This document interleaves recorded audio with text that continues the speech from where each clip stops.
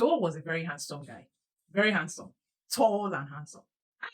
Those days in church, we'll say Holy Ghost filled and Naira loaded. Anyways, so in that meeting, we were in a meeting, and then the meeting got really busy, and then we had these conversations, on regular conversations. And Tor said, that he likes his women rough, and he likes them much, much older and very, very rough in the other room. And as a very keen listener, I asked him a question. I said to him, instantly, what was your first sexual experience?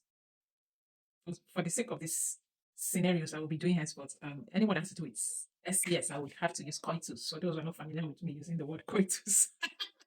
So was like,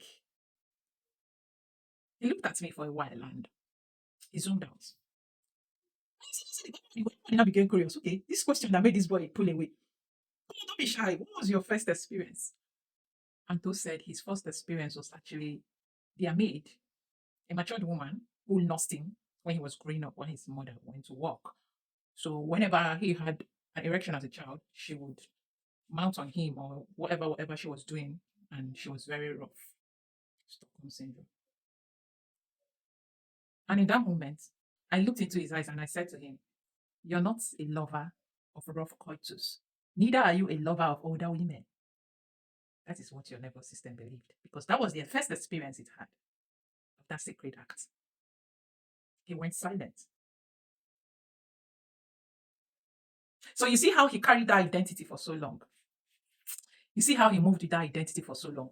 An identity didn't form naturally. You see how he moved with it for so long, believing that he's a lover of rough coitus and a lover of older women. That was only a trauma response. That was only a trauma response. And I said to him, now you have to intentionally break that pattern. You have to intentionally break that pattern by doing what? Choosing younger women. Falling, you have to teach yourself to love younger women and find them appealing. You have to teach yourself that coitus doesn't have to be rough. It can be slow, steady, and safe. I don't know what he did with that information anyway. I only know he later got married to a younger woman. Very pretty girl. Yeah, he got married years later to a very, very, very pretty young lady. And I hope for his sake that it is now slow, safe, interesting. So yeah, healing is possible. You just might have to review that identity.